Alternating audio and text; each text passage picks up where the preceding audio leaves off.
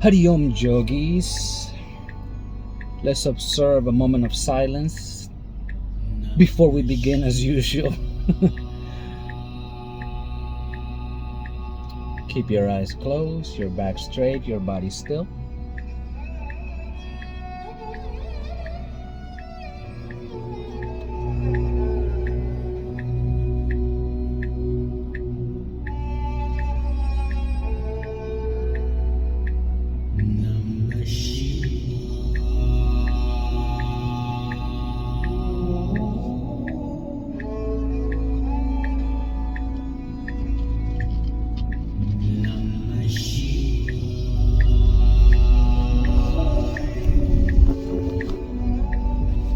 Very well, we can open our eyes.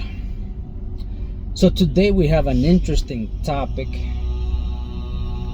Is the parable of the elephant and the blind men. It's an interesting story, very meaningful, can be seen from a lot of viewpoints. We can extract a lot of teachings and lessons from it. But today I'm just going to focus on one point in particular. So for those of you that don't know the story or the parable, it goes something like this. There were a group of or a few blind men. These blind men had never seen, of course they have never seen anything because they're blind, but they didn't know, they had never experienced an elephant. So the opportunity was given to them. I said, okay, you guys are going to know today. You guys are going to know what an elephant is. So with their guides, they were guided to an elephant, and putting their hands in front, each one went towards the elephant where they were instructed that it was, and they started touching, feeling the elephant, and saying, wow, this is amazing. Such a majestic animal. We have heard of it. We have heard stories about it, but we had never been close to one. We had never touched one. But something happened where they were asked to describe their experience of how they felt that the elephant was. But it just so happened that one of the blind men was touching the trunk, and he started describing, and he said something along the lines, it feels like a big muscular hose, or maybe a thick snake. It's moving about, it's moving around, leathery, a little hairy, like a snake, or like a rope, or like a hose, something along those lines. Then the second blind man, he happened to be touching by the ears of the elephant, and he's like, wait a second, what are you talking about, a hose? It feels to me like it's a big fan, like one of those manual fans that you just grab. And I'm fanning myself right now. He was grabbing the ears of the elephant and fanning himself. I understand what you're saying about the leathery or like it feels like a skin, a little bit hairy. I feel that, but nothing like a hose or a or a snake or anything along those lines. You must be confused or mistaken. And then the third blind man, he said, wait, what are you guys talking about? You guys must have missed the instructions. You are touching something else, because I am having the direct experience right now of the elephant, and this blind man happened to be by the belly of the elephant. And I'm telling you, it's like a big drum. It's like a big drum. And I feel how he's breathing, he's expanding, he's contracting. He was by the belly of the elephant, and I can touch it. You listen to it. This is a big drum, I never seen or touched such a drum this big. So you guys are definitely not in the right. I'm correct on this. I'm telling you, this is I'm feeling it right now. You guys can hear it, can't you? And then the last blind man said, wait a second, you guys, something's wrong. because I am definitely having the experience of the elephant, and this one happened to be by the legs of the elephant. And he said, it feels to me like a big, like a tree trunk. I'm holding on to it right now. I'm feeling it. I'm wrapping my arms around it, barely, but I managed to go around, and it is like a tree trunk. And yeah, so I don't know what you guys are talking about, a fan or a drum or a snake or no. And this, in this way, they started to argue with each other. And they started to even, you know, insults came about, and even a little bit of violence. Until one of the guys that was there, that brought them towards the elephant, he saw the whole thing. He was having a little fun watching the whole back and forth. But when he saw that things were getting out of hand, he said, okay, listen, guys. You all are correct, but at the same time, you are all wrong. The elephant is like a hose, like a rope, like a snake, and the trunk of it is that way. The belly, it sure seems and may feel like a big drum. The legs will definitely, when you wrap your hands around it, they are strong, they're firm, they're thick like a tree trunk. And the ears are for sure like a fan. But the elephant is not just that, it's all of that and more. And so they understood and stopped fighting amongst each other.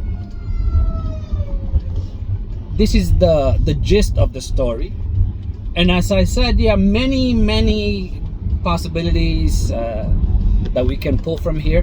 But the one that I want to focus on today is remembering, understanding, acknowledging that many times, as much as we would like to be the person that sees the whole elephant, we need to be honest with ourselves and understand that we may not always have the whole picture, that we may not see everything as it is, that we may only be touching parts of it, experiencing part of certain things, understanding only parts of certain things, but not the whole.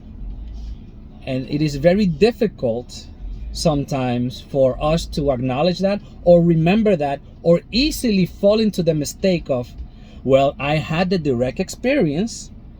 Talking now, bringing it now to yoga, to meditation, to these kind of things, to the things that we practice. We may be meditating for a long time, so we cannot say that we have not had the direct experience of meditation. We may have known the guru for a long time, and no one can tell us that we didn't have the direct experience of living with a living master, with the guru. We may be repeating our mantra for a long time, coming back to meditation, and no one can tell us that we cannot experience the effects of the mantra and have the direct experience of the mantra. But just like the blind man, they all had the direct experience, but having a direct experience and touching something and feeling like I know it does not mean that you know the whole of it, that you know that you have the complete picture. And it's easy to fall into that because we feel, I've been doing this for a long time, I know this, I understand this, and we make the mistake of the blind man where we think our viewpoint, our understanding, where I'm touching, that is valid. Other points of view may not be valid because it's not what we're seeing, it's not what we're experiencing, it's not what we are understanding and perceiving. But just remembering that somebody else may be touching another part of the elephant, and understanding that with humility that, yeah, I don't really know the intricacies of all that is meditation, of all that is a mantra, of all that is a guru, and all of his dimensions and forms and ways of approaching and possibilities. Can we be honest with ourselves and know that we really don't know the whole of it? Is that too difficult? I think it's simple enough to remember that once in a while, and to understand that just because someone is doing something, speaking in a way, or a situation is in a particular way, does not necessarily mean that it is wrong, that it is not valid, that it is harmful or helpful, we may not know. We may not have the whole picture of the elephant, of meditation, of the guru, of the practice, of spirituality. And let's not even get that deep, of our own selves, of our own potential as individuals. We may have an intellectual idea, or even a direct experience. Yes, I am not the body. I have experienced this for sure.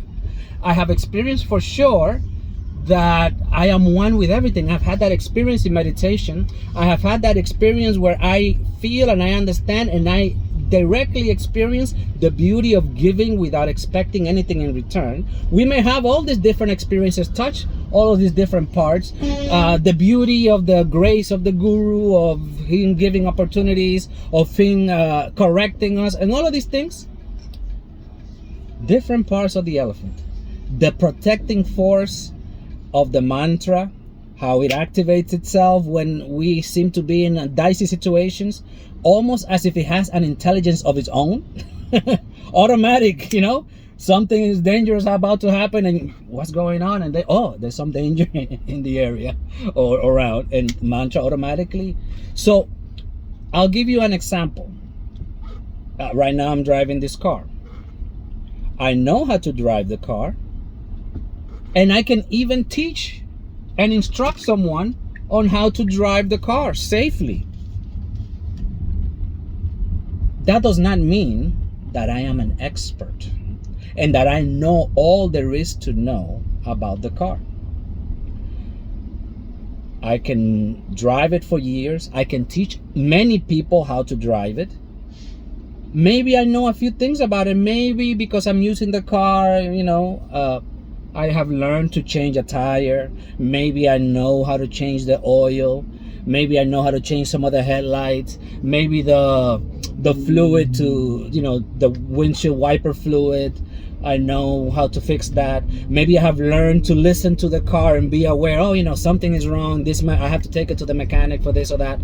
But I may know a few basic things and have more of an idea than other people because of my time that I have spent with the vehicle.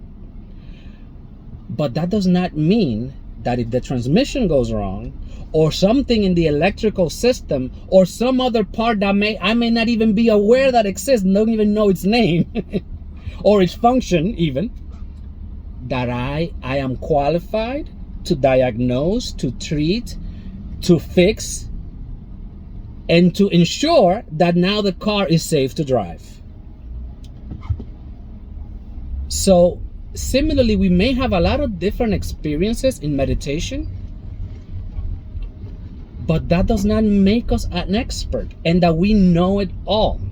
And confusing and making the mistake that because someone is approaching this huge elephant, which is life, which is meditation, which is spirituality, which is yoga, which is our practice, they may be approaching it, experiencing it at that moment from a different angle that you didn't even know existed. That touching parts of it that you didn't even imagine that were even there. And it's an easy mistake to make, feeling I have the direct experience, I walked with the master, I have been, I even teach and whatever. And easy to forget, but I don't really know all the intricacies of it. I don't even know all the intricacies of my own self, of my own system. Can I honestly say I know myself fully? I can know what I am not. The whole neti, I am not this, I am not that, and whatever remains. I can know I am not, but to know yourself fully, all of your system, your body, your mind, your intellect, your ego, the whole system of the nadis, of the chakras, the whole thing with the unconscious, subconscious, the whole psychology of the mind, the whole subtleties of the whole astral plane, that things that we may never even need to know, but sometimes these things come into play. And if you forget, that you really don't know everything, that you don't have the whole picture, and you feel, well, I have a lot of experience, I know a lot of things, I have been meditating a lot of years, and I am qualified now to diagnose, to fix, to treat, to manage the situations, and you feel so confident, then a lot of problems can come of that. And just like the blind man, you may be arguing against people that not realizing that their experience is just as valid as yours, only that they are approaching it from a different angle. And so to be aware and to remember that we do not know everything, that we do not see everything. Nothing wrong with not seeing everything. When we understand, okay, I don't really know myself fully, all of these things that I spoke about, the chakras, the whole thing, we may not, I may never need to know how to fix a car or know it fully, and I can still drive it for my whole lifetime. But I need to know and be aware that when something is wrong, I have to have the presence of mind, the intelligence, the discernment, and the humility to know, okay, I need to bring, this is beyond my understanding. I need to bring it to the expert, to the mechanic, to the shop. Someone that is prepared to deal with this situation. Because you don't want to think that you have fixed something and find on the highway, the hard way, that you misdiagnosed and whatever you thought you fixed wasn't even the issue in the first place. Or you created another issue instead, a bigger issue, by either not recognizing what's going on, or by either thinking that the fix is a certain way because that's only the only thing that you can see and that you understand. And so you approach it in the only way that's natural. That you only going to approach it the way that you perceive it. You cannot approach it any other way. But if you perceive the whole elephant, or you have better understanding, then you can be safe and help others be safe and lead them in a particular way, and not label things so quickly as in, oh, this person doesn't know, that viewpoint is wrong, this one is not following instructions, which is an easy mistake to make when somebody's approaching it from some angle that you are not even aware of. And these mistakes happen. And the danger of it is, at least in the story of the blind man, they understood that they were blind.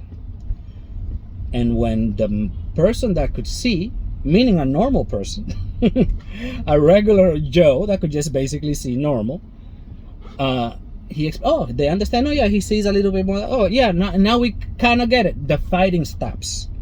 But it is much more difficult to explain to someone that feels and is so confident that they see clearly and that they understand everything and that they know all there is to know.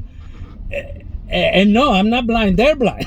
they must be mistaken, because I have the direct experience. And this is how I understand. You see, it's very difficult to make this kind of people see when they feel they already see. Difficult to come out of confusion when you feel that you're not confused. You're just, you're in the right. I'm not confused. They're confused. They're talking about a fan and it's obviously a snake or a rope, right? So they are the confused ones. So difficult to learn if you feel you already know everything. Difficult to get out of prison if you feel I'm already free, So this is the one message out of the many that can be drawn from this story. Just having the presence of mind and remembering we are dealing with big elephants daily, both within ourselves, both in situations outside, as well as with other people around us. And so just keeping that in mind and not being so quick to label things as proper, improper, right, wrong, do, don't do. Sometimes you have to do this, and of course, if you have to put a label on something because sometimes it needs to be done, then you do it from, of course, you're gonna do it from your best perception and from your best intention, always knowing so carefully that maybe I may not be seeing the whole picture, but right now a decision is to be made. I make it. But you make it with that humility and that presence of mind that, oh, wait a second, I noticed something. Let me, remember. And so that is the message of the day. A little Wednesday wisdom from from the story of the elephants and the blind men. I think in the story there were 5 originally. I think one touched the trunk, another the belly, another the leg, another the ears, and I think one touched either the tail or the trunks. But you get the picture. It's the same story. Different people experiencing the very same thing, having direct experience, valid experience. They did experience it, they did touch it, they did feel what they feel. It is real to them, but it's not the whole picture. That is the key. Remember, sometimes we feel I touched it, I felt it, I know it. You know it, we know it partially. We know, as far as we know right now, this is how it feels, this is how I understand, knowing that there's more to it.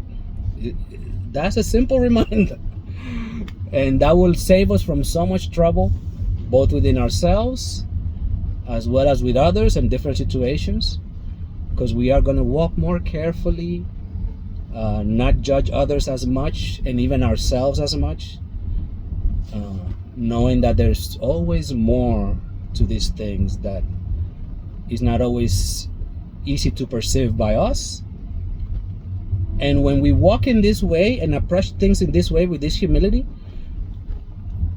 you will naturally attract teachings, and you will be open and more receptive for the guide of the guru and the grace of all of those great yogis and gurus in our lineage, because they see, oh, this person is open, they remember, they understand that they don't know everything, and so they can be guided. How can you guide, how can you teach, how can you help someone understand when they feel, I already understand, I already know, I already have my direct experience, blah blah blah, and this is it. You have closed the door on by yourself with this false sense of confidence that is so easily an easy trap to fall into. Anyway, let's leave it at that. Let's finish with a moment of silence and stillness, keeping our eyes closed. Not me, because I'm driving, but you guys. Back straight, body still. Taking a few deep breaths.